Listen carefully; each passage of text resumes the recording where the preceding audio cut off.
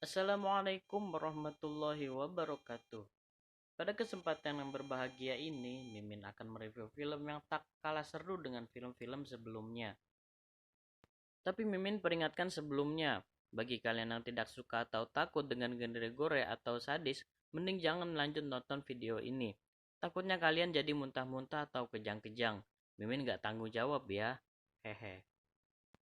Karena walau CGI-nya sengaja dibuat seperti CGI film-film jadul atau CGI film anak-anak, tetapi pas adegan sadisnya itu dibuat seperti nyata banget. Sehingga mungkin hal itu yang cukup membuat film ini punya rating yang tinggi, selain karena alur ceritanya yang cukup menarik. Terbukti IMDb memberikan rating yang lumayan bagus untuk film ini, yaitu 6,7. Bercerita tentang manusia-manusia yang bertahan hidup di masa depan pada tahun 1997,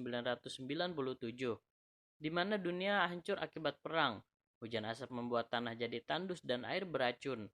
Mereka yang selamat bertahan di bawah runtuhan dunia yang hancur. Mayat-mayat dan tengkorak tergeletak sudah menjadi pemandangan yang lumrah. Film ini ibarat film Mad Max versi ramah lingkungannya, karena kendaraan yang dipakai hanya sepeda. Pemuda ini adalah salah satu manusia yang selamat. Kesehariannya adalah memulung barang-barang yang sekiranya bisa digunakan lagi. Dia menandai zona berbahaya di peta yang ia gambar sendiri.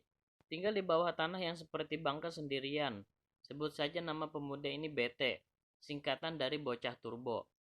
Karena pemuda ini sangat terinspirasi oleh sebuah komik yang berjudul Turbo Rider. Tiba-tiba alarm yang terbuat dari barang-barang bekas berbunyi. BT langsung mengecek keluar. Ternyata ada tikus ganas yang terjebak. Pas BT mau ngeluarin itu tikus, mukanya langsung dicakar yang sontak membuat si BT langsung geprek itu tikus. BT pergi ke sebuah tempat yang di depannya dijaga pria yang membawa tongkat. Di dalamnya terdapat dua pria, yang satu pakai baju ala koboi dan yang satu lagi ala kepala suku yang sedang adu panco dengan besi panas di belakang tangannya masing-masing. BT menuju kasir dan disambut langsung oleh si kasir yang bernama Bagu. Bagu menanyakan wajahnya BT yang terluka. BT menjawab ini akibat tikus ganas sambil menyerahkan mayat tikus itu untuk dibarter dengan air. Di dunia yang kacau ini, transaksi kembali lagi seperti zaman dulu melalui barter, dan air adalah hal yang paling berharga. BT menambahkan lagi barang yang akan dibarter. Seperti biasa, ia hanya diberikan satu botol air ditambah 2 sloki minuman. BT terlihat kecewa, lalu Bagu menambahkan lagi satu barang yang sangat BT inginkan, yaitu buku komik Turbo Rider. Ketika keluar, BT tak sengaja menabrak Fredrik, pria pemenang lomba panco tadi. Fredrik memperingati BT agar tidak seenaknya saja memasuki gelembung atau ruang pribadi pria, yaitu wilayah sepanjang lengan. Lalu anak buahnya Fredrik tiba-tiba melapor bahwa ada satu lagi orang yang hilang. Yang dengan berat hati anak buahnya memberitahu bahwa yang hilang adalah adiknya. Fredrik kesal dan langsung pergi. Ternyata adiknya sedang berada di semacam tempat pertarungan hidup dan mati, sebuah tempat yang dikuasai oleh orang jahat yang menamai dirinya dengan Zeus. Bagi orang yang kalah, maka dirinya akan dibantai sadis. BT dengan asiknya sedang membaca buku komik Turbo Rider-nya sendirian sambil duduk di atas ayunan. Entah dari mana asalnya, tiba-tiba BT terkagetkan oleh seorang perempuan menyapanya yang sedang duduk di ayunan di sebelahnya. Sambil cengar-cengir, perempuan itu menanyai benda apa yang sedang dipegang BT. BT menjawabnya buku komik Turbo Rider. Tiba-tiba perempuan itu berdiri dan menanyakan banyak hal pada BT, yang membuatnya menjadi ketakutan ingin pergi. Sebelum pergi, perempuan itu menempelkan gelang di lengan BT dan pergi berbicara dengan seseorang yang tak taunya adalah mayat. BT yang melihat jadi tambah ketakutan dan langsung pergi meninggalkan perempuan itu. Ketika sudah sampai di tempat tinggalnya, gelangnya menyala dan berbunyi. Berusaha membukanya, BT malah kesetrum hingga pingsan. Fredrik bersama komplotannya mendatangi tempat Zeus. Sebelum masuk, Fredrik dan informannya pipis dulu. Seketika itu komplotan yang di belakang habis dibantai oleh anak buah Zeus, termasuk informannya yang ditembak pakai mata gergaji mesin. BT flashback ketika ia masih kecil. Ibunya sedang memperbaiki sepeda miliknya dan memberikan isi film mainan kamera yang bergambar Turbo Rider. Lalu ada seseorang datang dengan hiasan tengkorak di sepedanya yang membuat ibunya menjerit. BT terbangun. Ia kaget ketika perempuan yang tadi di ayunan sudah berada di tempat tinggalnya sedang menyiapkan sarapan untuknya. Perempuan itu kagum dengan barang-barang yang dimiliki Bete. Namun ketika ia menyentuh kotak isi film, Bete marah dan merebutnya. Lucunya, perempuan itu seolah tidak mengerti ekspresi Bete dan malah bertanya, "Kau tidak apa-apa?" Bete meniru ucapannya Freddy ketika mereka bertemu di depan bar, tapi seolah tidak mempan untuk perempuan itu. Bete bertanya, bagaimana cara melepaskan gelangnya? Perempuan itu menjawab, tidak bisa dilepas. Awalnya Bete tidak percaya karena ia baru bertemu dan melihat perempuan itu bicara dengan orang mati. Tapi karena perempuan itu mengembalikan komik kesukaan miliknya, ia memberikan kesempatan sementara. Dengan senang perempuan itu langsung mengenalkan dirinya bernama Apple. Mereka berdua kemudian pergi memulung sambil boncengan. Bete memberikan peraturan jika ingin hidup bertahan di gurun. 1. Selalu bawa air. 2. Selalu di zona aman. 3. Selalu siapkan sepeda. 4. Selalu menghindar dari orang, terutama orang jahat. Fredrik ditangkap dibawa ke Zeus. Fredrik menanyakan keberadaan adiknya. Tapi Zeus ingin Fredrik adu ponco dulu melawan anak buahnya dengan blenderan yang bisa mengeluarkan api di belakang tangan masing-masing. Cuma sayangnya apinya ngadat. Dengan tenang Fredrik izin menyalakan rokok di alatnya Zeus. Ketika dimulai ternyata Fredrik malah menghajar bawahannya Zeus. Tapi pas memukul Zeus, dengan gampang Zeus menahannya. Tiba-tiba dari samping si Kate memotong tangan Fredrik yang ditahan Zeus hingga buntung. Aturan kelima Bete, jangan memeluk saat bersepeda. Bete ingin mencarikan sepeda dan helm untuk Apple. Peraturan keenam, selalu bawa senjata. Peraturan ketujuh, kalau tidak punya, maka buatlah. Dengan tongkat bisbol yang dilakban patung kurcaci, Apple sangat antusias menerimanya. Dari kejauhan ternyata ada orang yang memata-matai mereka berdua. Bete diam-diam menggambar Apple. Sepertinya telah tumbuh benih-benih cinta di hatinya. Bete menanyakan alasan kenapa Apple bisa di seberang gurun ini. Apple menjawab, teman terbaik terakhirnya adalah pemburu air, jadi ia mengikutinya. Tapi kemudian temannya ini meninggal. Bete kemudian menanyakan tempat asal Apple. Apple menjawab, jauh dari seberang gurun. Daerah yang berwarna abu-abu dan berdebu. Apple langsung menyentuh Bete mengajaknya bermain. Bete bingung. Setelah Apple menjelaskan siapa yang tersentuh maka harus balas menyentuh lagi. Bete langsung kejar Apple. Setelah lama bermain Bete ngos-ngosan. Tapi Apple tampak biasa-biasa aja. Sepertinya ada yang aneh dengan Apple. Bete mengajak Apple melihat sesuatu yang keren. Melihat mainan kameranya yang bergambar T-Rex. Tiba-tiba ada orang yang menangkap Apple dari belakang. Orang itu adalah orang yang berpapasan dengan Bete di bar. Apple menyuruh Bete lari, tapi orang itu mengejar. Terjadilah kejar-kejaran yang seru, tentunya menggunakan sepeda. Bete tidak bisa mengontrol sepedanya yang menyebabkan ia terjungkir dari sepedanya. Ketika berdiri, Bete baru sadar pijakannya adalah besi. Bete terjatuh ke dalam, tapi ia terselamatkan dari orang yang mengejar tadi. Ketika di dalam terlihat seperti pesawat tempur yang masih menyimpan energi. Pas Bete menyentuh bola yang seperti bola sihir, pesawat itu hidup lagi. Bete menghampiri ruangan kokpit. Terdengar suara orang sedang menyampaikan pesan terakhirnya, agar bisa berusaha semaksimal mungkin, karena ia adalah harapan terakhir. Orang itu adalah Turbo Rider asli yang sudah menjadi mayat. Gak pakai lama Bete menggunakan kostum Turbo Rider, kecuali helmnya. Dari sarung tangannya terdapat indikator energi yang bisa mengeluarkan bom plasma. Dengan pedenya Bete pergi menyelamatkan Apple.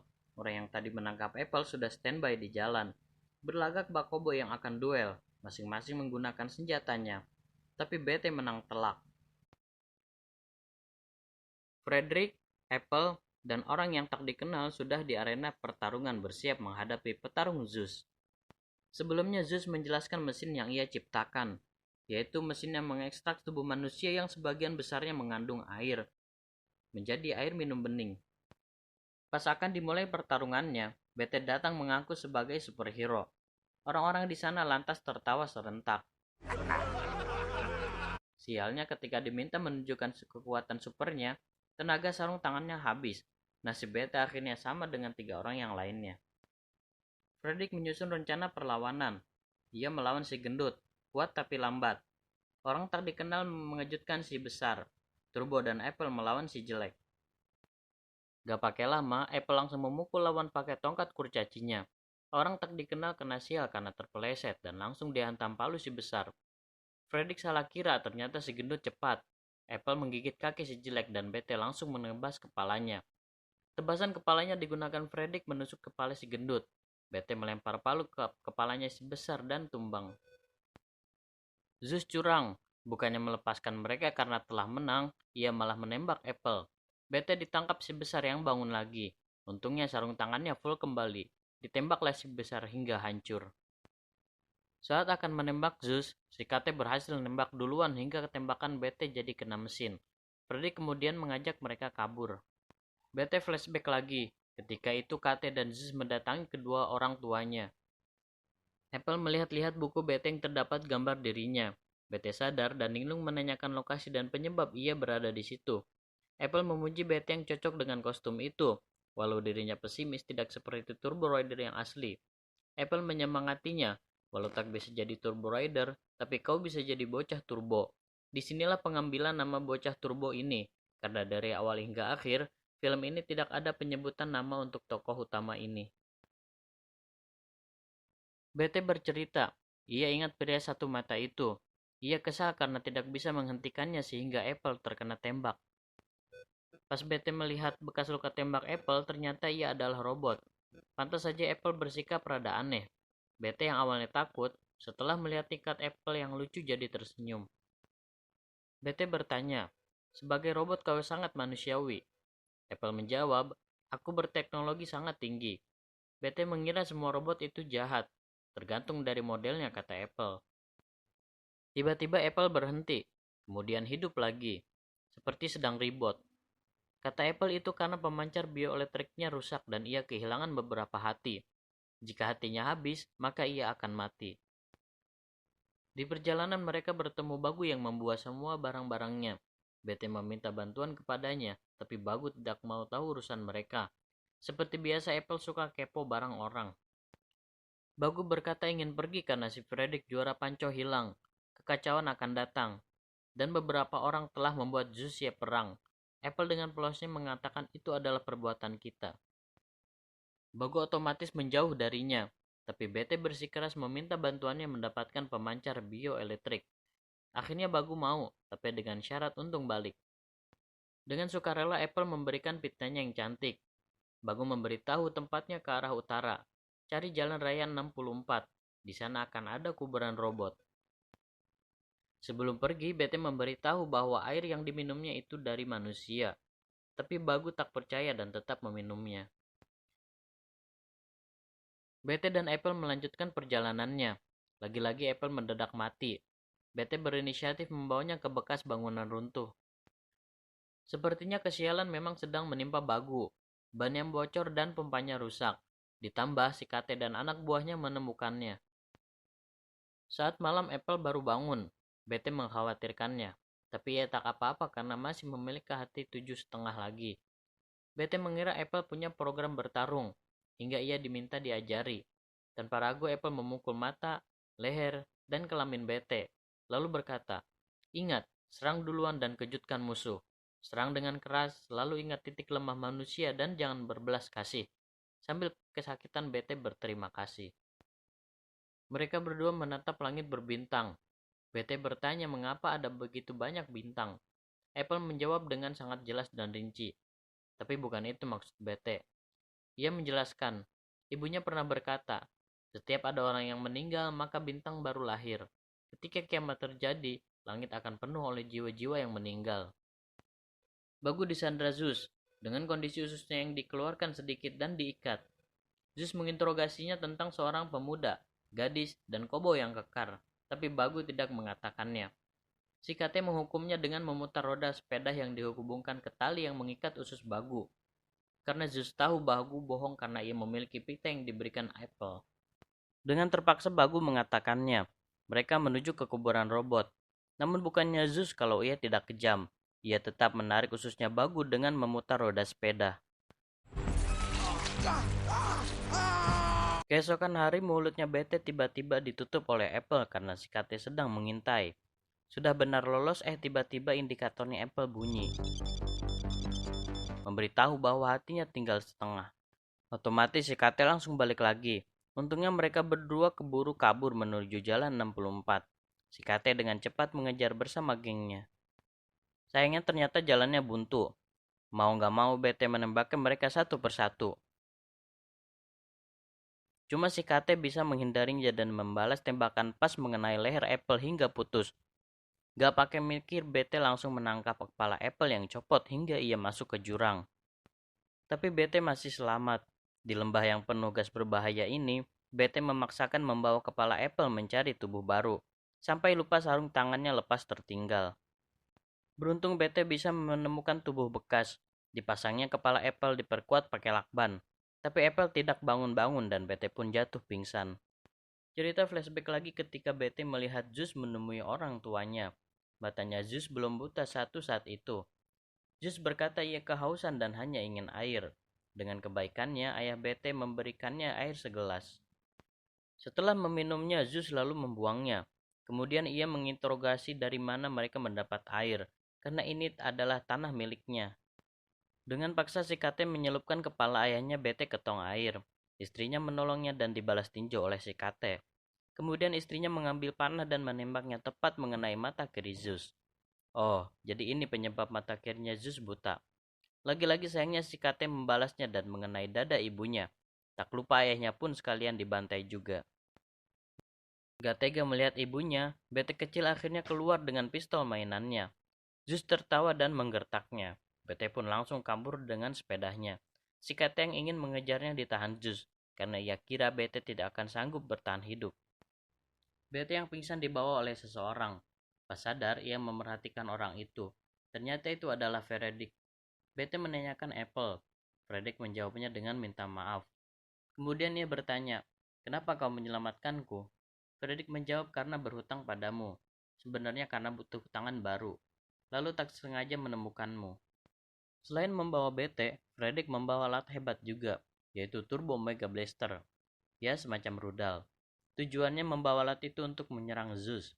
Mengetahui rencana Fredrik, BT pun ikut serta bekerja sama. Dalam perjalanan ternyata mereka sudah dihadang duluan si KT. Fredrik menyiapkan rudalnya dan meminta BT mempercayainya. Tanpa disadari BT, gelang yang diberikan Apple berbunyi. Ternyata Apple hidup kembali. Kemudian ia pergi dan tak lupa dengan peraturan ke-6, selalu bawa senjata. Ternyata KT tidak sendirian, ia bersama Zeus. Tak lupa seorang sandera yang merupakan teman adu panco Fredrik. Lalu kemudian Zeus memanggil pasukannya.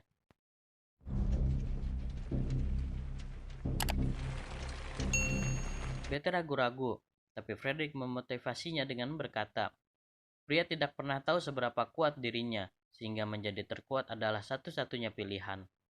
BT pun langsung menyerang sambil mengamalkan ilmu yang didapat dari Apple, mata, tenggorokan, dan kelamin. Tangan baru Fredrik sangat berguna juga untuk menangkis senjata. Pertarungan berjalan dengan sadis.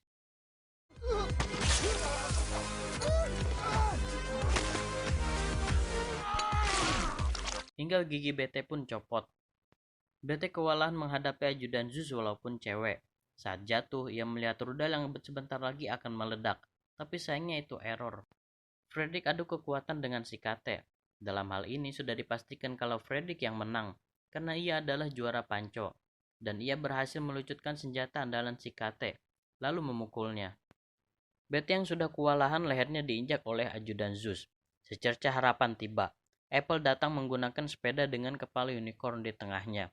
Langsung saja Apple tabrak ajudan Zeus itu hingga tanduknya menembus baju besinya. Untungnya Apple membawa kembali sarung tangan turbo BT. Lagi asik berbincang, tiba-tiba perutnya Apple ditembak oleh Zeus. Fredrik yang akan menghajarnya juga ditembak bahunya. Begitu juga BT yang sedang meratapi Apple ditembak. Tapi BT belum menyerah. Ia bangkit lagi dan langsung menembak Zeus. Ternyata tadi BT terselamatkan wadah film mainan kameranya. Langsung saja satu persatu anak buahnya Zeus ditembaki BT. Walaupun satu orang dibiarkan kabur. Ternyata Apple belum mati. Di sisi lain, si KT bangun lagi pakai senjata andalannya menghampiri Apple. Sayangnya baterai sarung tangan BT habis saat ia akan menembak si KT. Lantas ia mencari senjata lain. Dipakailah payung untuk menusuknya. Tapi si KT berusaha memotong BT. Dibukalah payung yang ditusuknya yang membuat si KT hancur berantakan. Eits, tapi jangan senang dulu.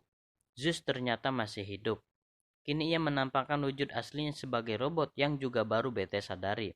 Berbeda dengan Apple yang sudah tahu sejak lama. Dengan model CC111, dirancang untuk menciptakan dan menghasut kebijakan bersama, dibentuk menyerupai penciptanya sendiri. Zeus berpendapat bahwa manusia adalah hama, seperti kecoa. Ia lalu mengeluarkan kekuatan aslinya, mirip seperti kekuatan Cyclops di film X-Men. Tapi berkat kekuatannya lah sarung tangan turbo jadi terisi kembali dengan cepat. Sambil menahan sakit, BT menendang rudal yang tadinya error ke samping Zeus, kemudian rudal itu ditembak, yang menciptakan ledakan cukup besar. Apple dengan cepat melindungi tubuh BT. Akibat dari ledakan itu terciptalah sumber mata air yang besar.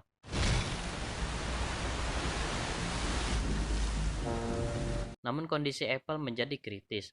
Kata-kata terakhirnya sebelum mati. Ketika kau melihat langit saat malam hari, maka kau akan berada di sana. Walaupun Apple robot, tapi BT sangat sedih. Tidak lupa BT mengubur Apple di tempat pertama kali mereka bertemu dengan tongkat kurcaci sebagai batu nisannya. Turut hadir juga Fredrik, yang tak menyangka BT menemukan sumber air. BT menyuruh Fredrik menjaga sumber air itu, karena ia akan pergi. Fredrik bertanya, "Kemana kau akan pergi?" "Melihat ke seluruh gurun," kata BT. Dan film ini pun berakhir.